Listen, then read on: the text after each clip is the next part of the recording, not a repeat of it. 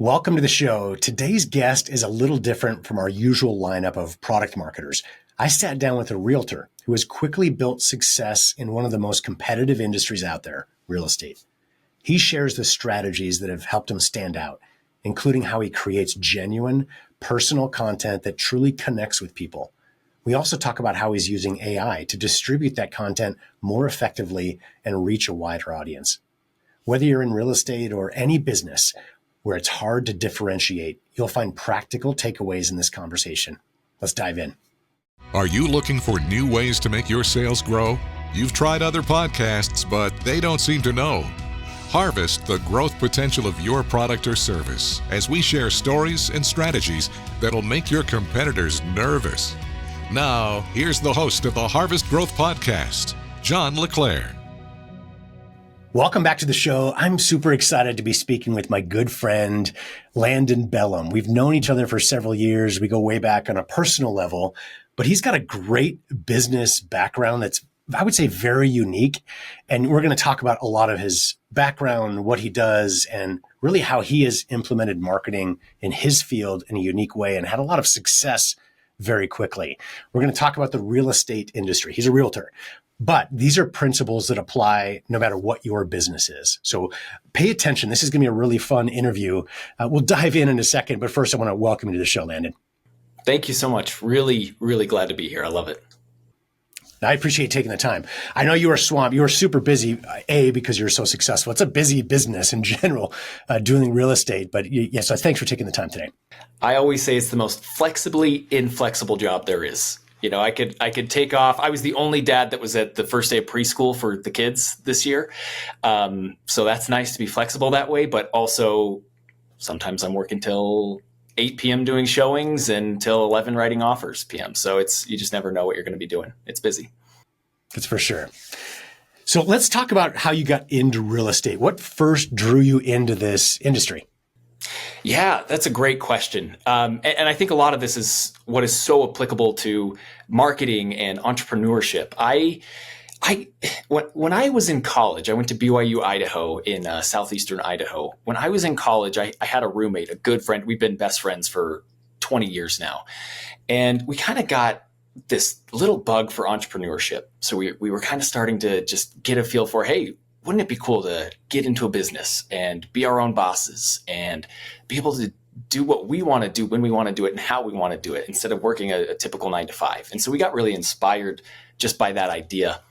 And it's funny because it actually started with a little job that we had up in Rexburg. We were getting paid like $10 an hour or something over there. And we were writing blogs. And when we were writing these blogs, we would literally show up that day with a bunch of other college students, and the owners of the business would say, hey, here's what we're going to do. Each of you gets a topic, go research the topic for 10 minutes, and then go write an article about it. And that was really interesting to me because all these articles about, hey, what are the best fishing lures to use for fly fishing, or what type of semi trucks do this, totally random things that questions that people would have that they would search on Google for, were being written by college students that had 10 minutes of research and experience in writing those. So it was a funny job that way, but what was really cool is that we learned what the power of not only blogging, but YouTube was, and how that could be so impactful with entrepreneurship and for a business. And we would see the amount of views and the traffic that this company would get online. With the blog posts that we were writing, being paid $10 an hour to write, how successful it was making these guys. So that was kind of our first little taste of organic search marketing, SEO and things like that. So that's what got me the bug into marketing. I switched my degree around that time into business marketing in the business school over there. And I started to look for internships. I have a really successful brother-in-law that I asked him, how did you get so successful so quickly? And he attributed it all to one internship. So I was like, okay, I'm going to get as many as I can then. And I ended up having throughout my college career, I think 7 different internships from the time I was a freshman to graduating senior. One of them was actually with you, and we did a lot of social media marketing at Harvest Growth, and I worked under some of your social employees and things, and that was fantastic. But I was just learning all these different techniques to to marketing and business and entrepreneurship through each one of these different internships. Well, not long after I interned with you and had that experience over that summer, I actually landed an internship with a local house flipping company called the Buyout Company. And they buy 150 or so homes a year at a huge discount, flip them and sell them. That was my first taste into real estate. And I implemented a lot of what I learned with you and throughout my other internships and my just marketing degree at that time there. And not long after that internship, I landed another one with a local small real estate agency, a small brokerage, few guys that were just trying to make a big team and kind of be the one-stop shop for real estate. And that was during my last couple of semesters of college when I was kind of doing that remotely for them, implementing everything I'd learned so far in marketing. And they started, when I graduated, they actually offered me a full-time position. And so I graduated college and immediately transitioned into being a full-time marketing manager, or whatever you want to call it, for them, for their real estate agency. Now, I did that for probably a year with them. And not long after, I realized, wow, all these leads and business and branding, all these things that I'm doing are generating them a lot of business or a lot of opportunity for business.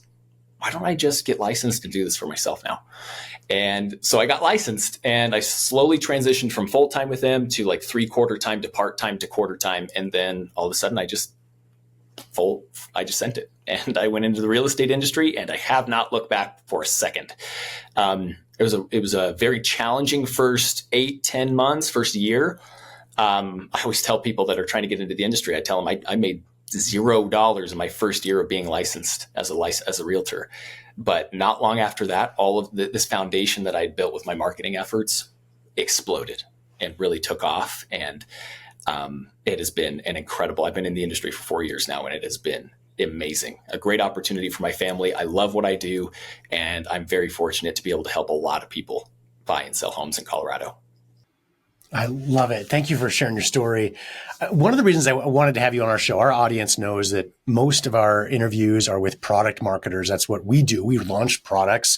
We talk about stories about how do you grow those types of businesses. But we've known each other, like I said, right? So even before your internship, but of course we got to know each other really well at that point. And I've had fun watching you be so successful. As you mentioned, it doesn't mean like day one was successful, right? There is that foundational time in any business. And I think there's a lot of similarities of what you've done that all of our listeners, all of our viewers can really learn from in their own businesses. So I want to first off ask the question, if you think about many of our listeners are probably not realtors, right? But they can benefit from your knowledge and what you've done. You're in a business that feels to many very commoditized. So I imagine a lot of your competitors, other realtors, what they do, the services are sort of similar, right? It's relationship based, et cetera. So you've got to stand out in order to be successful. And, you've done that one way, at least, is through your marketing. Of course, the service you provide, is excellent and, better than others in certain ways. But one of the ways you stand out and get noticed by people is by doing marketing. So can we get into the specifics a little bit? So what have you done that has worked really well to get the word out about you as a realtor and really grown your business? Yeah. The stat that we often say in the industry is everyone that you know, on average, knows 7 other realtors. So how do you be the one that is the guy that they choose, right? It's a very competitive industry. And the other stat that we often say is 88% of realtors burn out in the first 2 years. It's a very high turnover industry. You've got to differentiate. You've got to stand out. And so the thing that I latched onto very quickly is everyone I know needs to know what I do. And I don't like being salesy. Sure, it's a real estate sales. Being a realtor is a real estate salesman, whatever. But the way that I see it is I am helping people. Like they have an actual need. They truly are in the position where they need to buy or they need to sell a home. Or maybe they're looking to grow their investment portfolio with real estate. They have a need. I don't feel like I have to go and cold call all my friends or family or anything like that. But what I find to be very important and impactful for my business and the growth of my business is making sure that everyone I know knows what I do and that I do it well. And that means people that I associate with on a regular basis. That means people that I haven't talked to from high school 10 years ago. That means anybody. They just need to know what I do. And how can I do that? Well, I'm very active on social media. I pay quite a bit of money, quite a bit of marketing expenses towards videos and film and content that I consistently post on Facebook, LinkedIn, Instagram, all of these things, because it's very much, I would honestly say sometimes the hardest part of the job is getting the clients. But if you get in the position in my industry where you have found the clients, the rest of it is fun and it's not easy. But that's the harder part that has a lot of people burn out, is they just can't find the clients. So they could be very good negotiators, but they have a hard time building up the business in the pipeline. So my philosophy is everyone I know needs to know what I do. And so every month I do professionally filmed and market updates that are very high quality. And I send those out not only on every social media platform that I'm a part of, but I email those out to everybody in my database. And it amazes me to this day when I just get a random text or a random Facebook DM or a random email from someone that I literally have not seen or talked to in 10 years that says, "Hey, I see you're in real estate and it seems like you're doing really well." And at the time when I first started these updates, I was not, but I was still pretty new. But it was such high quality and it was worth the money. And as someone who was just getting into the industry, my marketing dollars that I could spend budget for were very tight. But I knew that was important. But very quickly, it just showed a lot of credibility, and it just got the word out. People need to know who you are and what you do, and you need to show them that you're good at it. So that was kind of the first start at that. And I had mentioned relationships, and correct me if I'm wrong. I'm assuming that's kind of the norm, right? And as you build up over time, more and more people know you, and a lot of it becomes relationship based in this industry specifically. But I love how you talk about these premium videos as a way to connect with people, right? It's relationships you already have, but they need to know who you are, what you're doing, and also trust you, right? So it's a way. One of the things I love about videos is it's a way to connect with your audience, whether that's friends, family, friends of friends, et cetera, in whatever business you're in, and know what you're doing, but also build up credibility in you. Because it's a way to have a relationship with hundreds, thousands, maybe tens of thousands of people, depending on how many followers you have at the same time, right? It's phone calls, stop by visits are so important for relationships. You can't do that at that scale though. So it's a way to scale up relationship building is through doing these videos is one thing. Now you talked about content a little bit. What do you do with that? So let's just get down into the nitty gritty of it a little bit. When you film these high quality videos, you mentioned social media, but let's just get into a little more specifics. What channels do you use? How do you get out there? Do you use paid marketing, organic, just followers, et cetera? Yep. That's a great question. So it comes down to a lot of different things. And I try to be on any platform and every platform that people could utilize or find me on. So I do everything from Facebook, which I think tends to be the main one where people within my inner sphere find me and see me, is just through Facebook.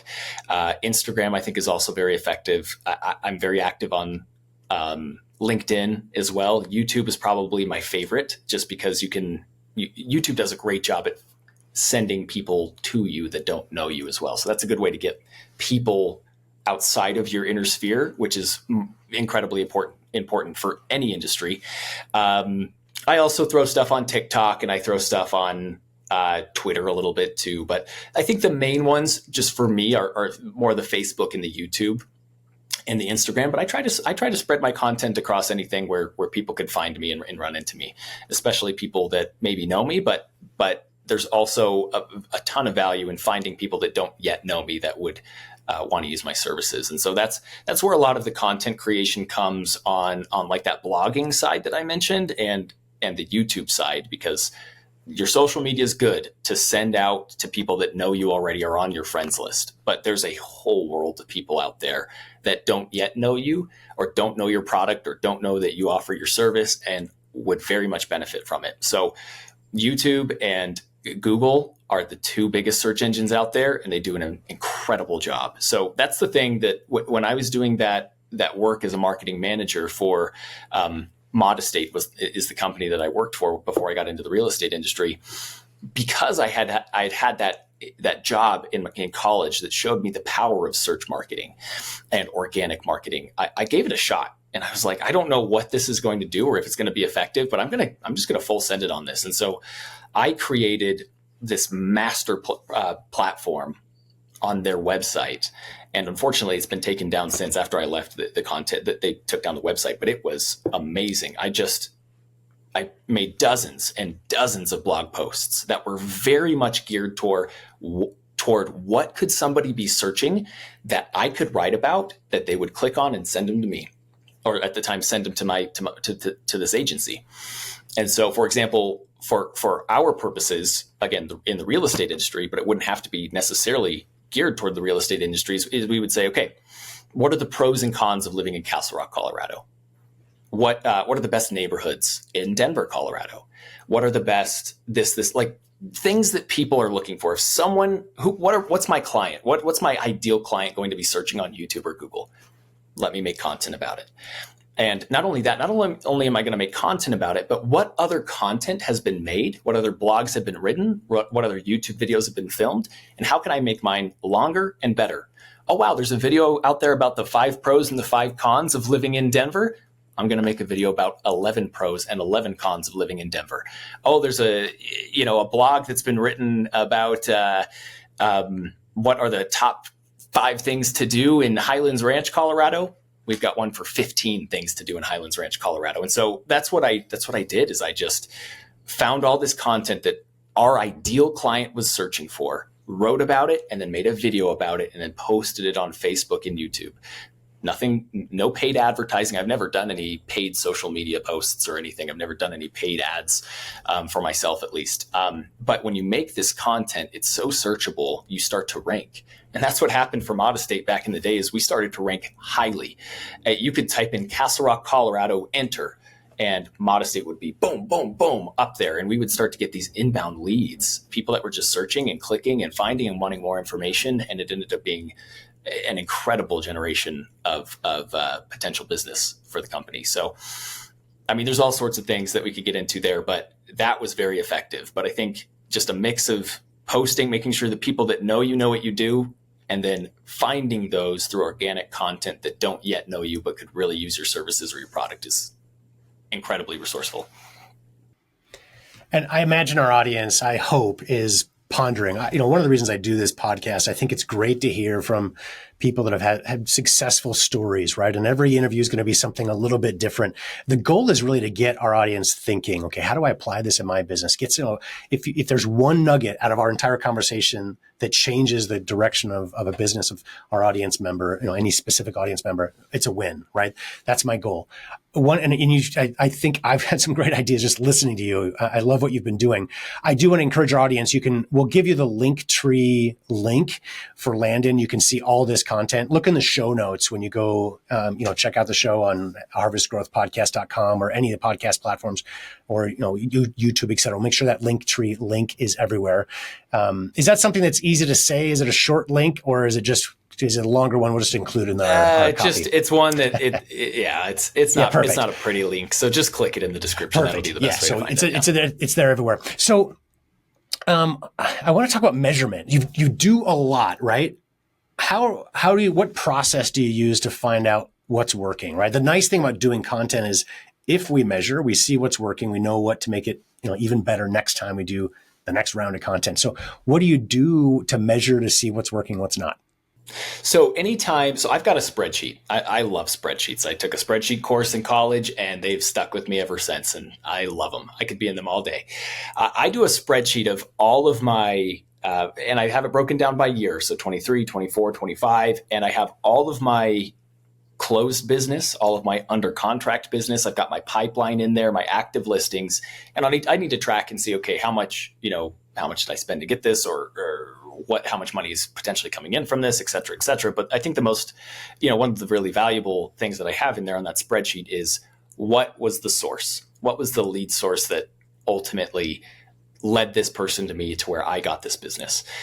I'll admit, I think I could be a little bit more specific. And that's something that I've been considering doing when I can find the time to do it is be a little bit more specific in those sources, because right now it's like, oh, this one's from, the Zillow program I'm on, or this one's a Sphere person, aka this is a friend or family. But where did I meet that person, or how did they truly find me? What was the initial piece of contact? So I take pretty good track of where people come that I am fortunate to do business with, but I think I could get a little bit more detailed on it. And once the more, like you said, the more detailed you can get on your marketing and where your leads come and where your closed business comes and at that point, then you can really hone in and say, okay, I'm getting the most from this source. I need to invest more time and money into that. Whereas this one, sure, it's effective. It brings me some business. I get clients from it. I have people buying my product from it, but it's just not as effective. So let's dial it back on that and reallocate that towards this. And also, I think it's always great to be trying new things. Let's try something we haven't even tried before and maybe take some marketing dollars or some opportunities and time and invest it in this new one. See if that's good for us. And if not, then okay, rinse and repeat and try it with something else. So. And you've got a young, beautiful family that takes time. You want to be with your great dad, great husband, and it takes time to dedicate to your family. You got to make choices, like all of us in our lives, right? Of, okay, I can't do it all. Like everything you're saying so far, if people are listening to ideas like, I want to do this and this and this and this, you've got to make choices, right? I'm sure you make those decisions on a daily, monthly, whatever basis. How do you decide where to invest your time, your money, your creative efforts for marketing specifically? Because you got to do your job too, right? So there's a lot of time that takes. So how do you make the decision on where to put your time and effort? Yeah, I think the first and most important thing is what is working. And whether you love it or not, this thing is working for me and I've got to keep committing to that. And so one of the ones, not super related to marketing, but I'm on this really nice Zillow program and I get a lot of good business from it. And it works. It takes a lot of time. And sometimes, I'll be honest, it can be a complete waste of time because I can meet people that just are truly not interested. But it works. And I have it proven. In my spreadsheet, I've gotten a lot of business from it. It works. It can be a pain in the butt, but it works. So that would be, I think, the most important thing. Focus on the things that work, whether you love them or you don't. If it works, it works. And if it works, that means money or potential for money. And then the second thing I'd say is invest things that you're interested in, that you're passionate about. So if there's a new marketing technique that you've heard about that seemed interesting, if video is interesting to you, then knock it out. Invest some time into it. It's going to work if you're passionate about it. You'll put more time and effort and energy towards it. I'm really passionate about the whole organic blogging, YouTubing, things like that. Not everybody is. So if you're not passionate about it, maybe go focus on something else. But first, focus on the things that work. Second, focus on maybe a piece of marketing or a piece of something that can grow your business that seems interesting to you. Maybe more interesting than paying for, advertisements or something. That's not super interesting to everybody. So maybe there's something else you can focus on too. Yeah. And because it takes time and it takes creative effort, I love that you talked about your interest or passion, right? Like whatever you love to do, you can find a way to make that approach work. So find your passion first and focus behind it. You can't do everything. Now, with that said, Landon, are there any emerging platforms or technologies or approaches? I imagine you're constantly testing new things. Is there anything that as you look into the future, that you're curious to test, or maybe that you've started testing recently as another potential marketing approach? Yeah, definitely. And they are all 100% related to AI. So I'll give a brief highlight of each one of these platforms that we're starting to test and implement, and people can kind of go nuts and see what they think about them. But like I said, if there's any focus that you've probably seen of mine, it's that it's all about the content. And if you have content, the people that you know will see what you do and see that you do it well. People that you don't know can find you. Content is king. Content is super powerful. So if you can get the content, film a podcast or do videos or do video marketing or all sorts of these things. Get the content, but then there's all sorts of AI implementations that can make that content so powerful quickly and easy. So one of them that I've been really liking right now it's called Descript.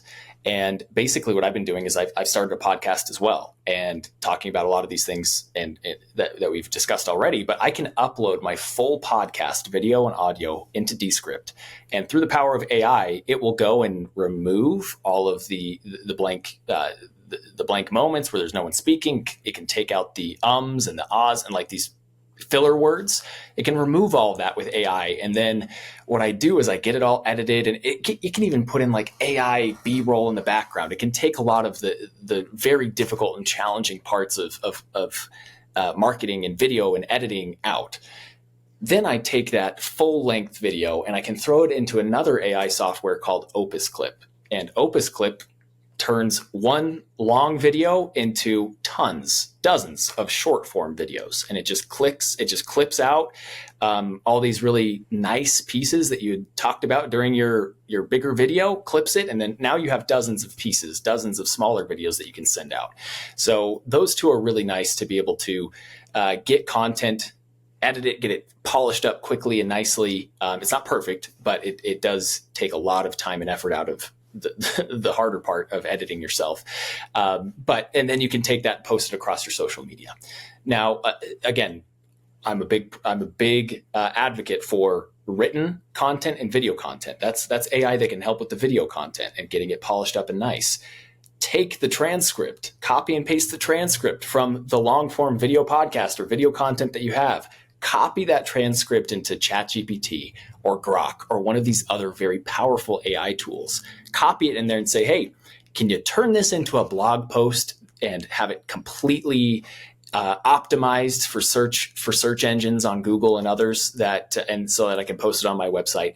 And then all of a sudden, with a couple clicks of a button, you have one polished up long form video that you can post on YouTube, Facebook, you name it. You have dozens of short clips that you can post across everything. And then you have written content that you can post on a blog. The stuff that you post on your social media will attract people who know you, turn them into ads. If you're into the paid advertising, great, you name it. And then you'll have the written form content and the YouTube content, which can attract people that don't yet know you to you. So lots of cool things with AI right now. Very, very powerful and great, very effective in terms of how much they cost versus how much it would cost to do all of that work with hired help, whether offshore help in the Philippines or Pakistan or whatever or not. So. Yeah, or if you could do it yourself, it takes a ton of time, which is why no one ever did it, right? You can do more now simply because the tools are there. And it's interesting, we use the exact same tools and they work really well. What I like about them is I love the idea of video content, of course, right? So we're a video marketing agency, but it's because it works, right? And one of the things that makes it work so well, especially like the way you're talking about your podcast, for example, and the reason we do this is it's genuine content. Still, AI is a very powerful tool to take that genuine content and help us to use it in better ways. I think so much of the marketing space is being cluttered by completely AI generated content, especially written, right? Like people where they used to hire college kids to go, hey, study this for 10 minutes and go write a blog. Now they spend 2 minutes, put in ChatGPT and just copy and paste into a blog. Some of that can be okay, but it becomes a little bit cluttered because it's not personal. It's not genuine. And that's where the video first strategy that you're doing works so well, because it's a real connection. They see your face. It's really you. And then you're just using your real genuine content and then using AI to put it out in ways that, are easily digestible, whether it's written, whether it's video or whatever it might be. So yeah, I love that approach. That's right. Well, two things, just getting on that a little bit, two things that Google in particular really, really cares about with their written content on websites and blogs is authority. Are you truly an authority in this realm, or are you a college student that's writing about it? You don't know, they'll find it. And do you have expertise in the realm? And so if you have a video that you've filmed for an hour long talking to, in my example, a stager about why staging a home before listing it is so incredibly effective, you link that video onto the written form blog. You take the transcript and you just tell the AI platform, ChatGPT or you name it, say, hey, take this and write this as if I did. Use my tone, use my voice, use my words, quote me in this video. And then all of a sudden we overcome that issue where Google is rooting out all these other AI 2-second generated blog posts that are quite obviously not written by people who have authority or expertise in the given industry. So you can get around it that way for sure. Agreed. And it doesn't have to be a lot, heavy amount of time and work, et cetera. Especially if you're comfortable going on camera, that takes so much of the effort out and it keeps it genuine and really works well. Well, Landon, is there anything I didn't ask that you think could be helpful for our audience? Oh, I don't know. I think if there's any recommendation I can give, it's just go do it. And that's the thing. It kills me right now because as soon as I told you about that blog and that website and everything and how well it was doing and the YouTube channel. And it was doing so well for Modestate, that company I was working for at the time. And then when I left that company, went out on my own and joined Remax, I stopped doing it because I I started to have success in other ways, and I started to get busy. Just the things that the marketing helps you get busy with, I got busy with. I was helping people buy and sell homes. So I lost the time to put this effort into those marketing systems. And the thing with organic content on social media, organic content on Google, YouTube, that stuff needs to sit and it needs to grow. And so I lost a few years of that. I'm starting to get back into it and build it back up again. I know it works. I know it's effective. I know it will be impactful for my business. But because I got busy, I stopped doing the small and simple things. I let that pillar go for a while. And so if there's any recommendation I can give, it's, hey, if there's something in the back of your mind, maybe it's something we talked about today. Maybe it's something you've heard on a few podcasts ago with John, paid advertising, organic, social media. If there's something that's on your mind where you're like, I know I need to do it. I need to get into it. I just don't want to take the leap. I don't want to invest the money. Just do it. Marketing is something that has to grow. If you're going to have a paid advertising campaign, it doesn't just immediately bring all the results in overnight. It has to grow. Organic has to grow.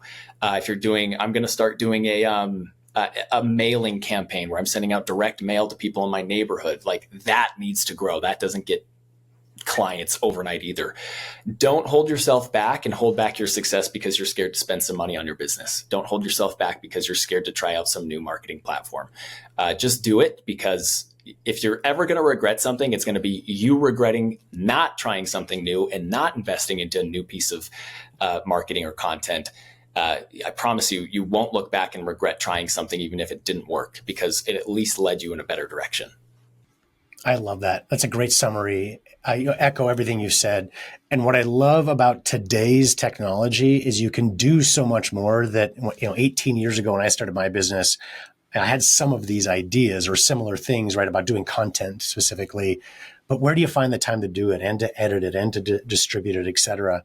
But there are technologies out there, especially with AI, that start with the genuine, real content or high quality content, and then use AI to distribute it, to get it in the right formats. You can do a lot more. So a great way to summarize: just get out there and do it, but also find tools that help you. You mentioned some great ones.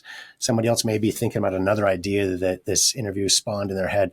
There's tools for most things, right? Find the tool that's going to help you succeed. Well, Landon, this has been a lot of fun. I do encourage our audience, check out his Linktree link. And if you want to reach out to Landon, if you or somebody you know is in the Castle Rock, Colorado area, just south of Denver, same town I live in as well, and has any kind of real estate needs or questions about it, Landon is an amazing resource for that. We'll post his phone number in the show notes as well. So whatever platform you're on, if you're watching this on YouTube, listening on your device on a Apple podcast, or you can go to our website, harvestgrowthpodcast.com, and find the notes to the show, full transcript, you can search, etc.